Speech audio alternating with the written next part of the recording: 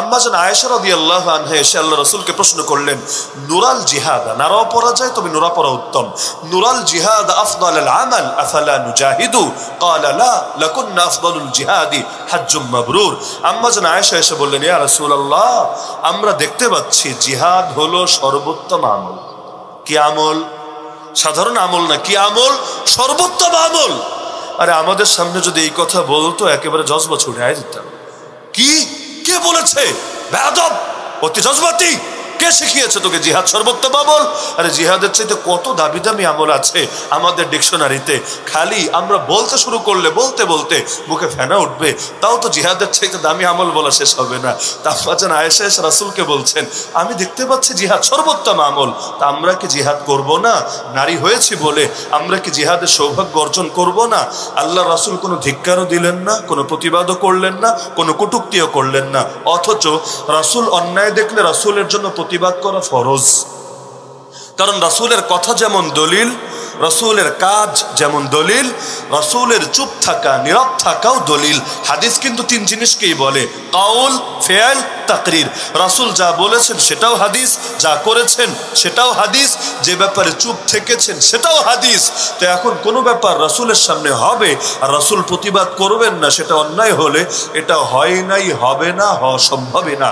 তো রাসূলকে বললেন জিহাদ সর্বোত্তম আমল, আল্লাহ রাসূল প্রতিবাদ তো করলেন না, উল্টো শুধু বললেন, হ্যাঁ তোমাদের নারীদের জন্য এটা না, তোমাদের জন্য বিকল্প আছে, লাকুন্না আফদালুল জিহাদ হাজ্জুম মাবরুর, তোমাদের জন্য আল্লাহ তাআলা শ্রেষ্ঠ জিহাদের সওয়াব দিবে। যদি মকবুল মাবরুর হজ তোমরা করতে পারো, আল্লাহ তাআলা তোমাদেরকে জিহাদের সওয়াব দিয়ে দিবেন ইনশাআল্লাহ। আবার এর পরেই সাহাবী আবু হুরায়রা থেকে ইমাম বুখারী হাদিস নিয়ে আসছেন, আল্লাহ রাসূলকে এক সাহাবী এসে বলছেন, ইয়া রাসূলুল্লাহ, দুল্লানি আলা আমালিন ইয়াদিলুল জিহাদ, আমাকে এমন একটা আমলের সন্ধান দেন যা জিহাদের সমান হবে। আমি হলে বলা শুরু করে দিতাম, এক নম্বরে এটা, দুই নম্বরে এটা, তিন নম্বরে ওটা। আর মনের জিহাদ তো আছেই, মনের জিহাদ বড় জিহাদ, মনের পর্দা বড় পর্দা, মনের নামাজ বড় নামাজ, ওই মনের লিঙ্গ বড় লিঙ্গ, সব জায়গার মনের ভার্সন বের হয়েছে। কোরবানি আসলে সেকুলাররা বলে মনের পশুরে কোরবানি করতে হবে, তো বাইরেরটা কি করবো না? না না, এগুলো কইরো না, এতে জীব হত্যা হবে। জীব হত্যা না করে টাকাগুলো অভাবীদেরকে দিয়ে দাও, এতে বেশি ফায়দা হবে। কি আবেগ তাদের প্রাণীদের উপর! কিন্তু যখন গ্রিল খায় তখন আবেগ থাকে না, যখন কাবাব খায়, কাচ্চি খায়, তখন আর আবেগ থাকে না। খালি একদিন আসলে আবেগ উঠলে পরে মনের পশুরে কোরবানি দিতে বলে। আচ্ছা, মনের পশুর গোশত এটার কেজি কয় টাকা করে?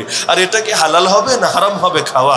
এখন পশুর গোশত, মনের পশু, এটা জবাই করলেই তারা যেমন বলে এটাই হলো খাঁটি কোরবানি। আমাদের সমাজের এক শ্রেণীও বের হয়েছে, মনের জিহাদই বড় জিহাদ, এটা যারা করবে তারাই হলো আকবর আলী মুজাহিদ, বড় মুজাহিদ, আর বাকি সবাই হলো আসগর আলী মুজাহিদ। ময়দানে গিয়ে যারা দাঁত শহীদ করে, যারা নিজের জান কোরবান করে, এরা হইলে ছোট ছোট মুজাহিদ, লিলিপুট মুজাহিদ। আর যারা ঘরে একটু টুকটাক মেহনত করে দিনের লাইনে, এরাই হলো বড় মুজাহিদ। নাউজুবিল্লাহ মিন যালিক। হ্যাঁ, আমি বলছি না যে নফসের বিরুদ্ধে জিহাদ নাই, শয়তানের বিরুদ্ধে জিহাদ নাই, কিন্তু কথা বুঝতে হবে যে আসলটা ছেড়ে এটা করলে তারে বড় বলে না রে ভাই, বরং যে ওইটাও করে এইটাও করে, যার শরীরও থাকে রুহুও থাকে তারই জিন্দা মানুষ বলে। যেই নামাজের বডিও থাকে, ভেতরে খুশু খুশু ইখলাসও থাকে, ওটাকেই কামেল নামাজ বলে।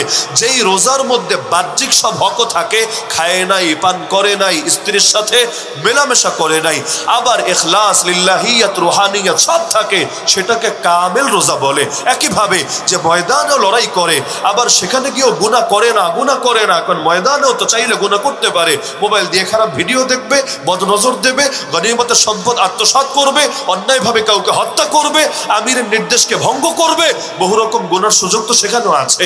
কিন্তু একদিকে ময়দানেও যায়, জিহাদের বডি হলো, আরেকদিকে সব গুনাহ থেকে বেঁচে থাকে, জিহাদের প্রাণ হলো, বডিও আছে, প্রাণও আছে, কামেল মুজাহিদ হয়ে গেছে। এটাই তো, আমি তো এটাই বুঝি না, আপনারা ভিন্ন কিছু বোঝেন। আল মুসলিমু মান সালিম আল মুসলিমুনা মিন লিসানিহি ওয়া ইয়াদিহি, মুসলমান সে যার হাত থেকে আর জবান থেকে অন্যরা নিরাপদ থাকে।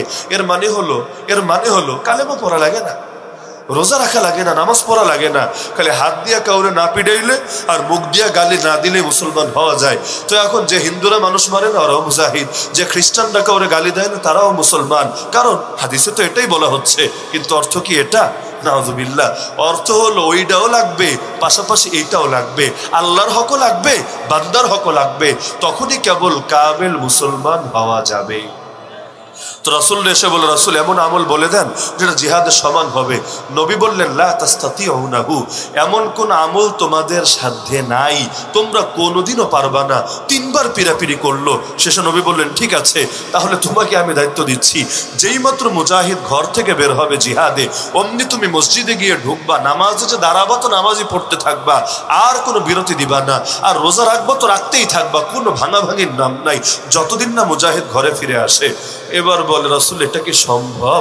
লাগাতার নামাজই পড়তে থাকবো, রোজাই রাখতে থাকবো, খাওয়া দাওয়া, বাথরুম, ঘুম কিচ্ছু লাগবে না, আর জীবিকা, আয় রোজগার কিছুই লাগবে না, এটা সম্ভব?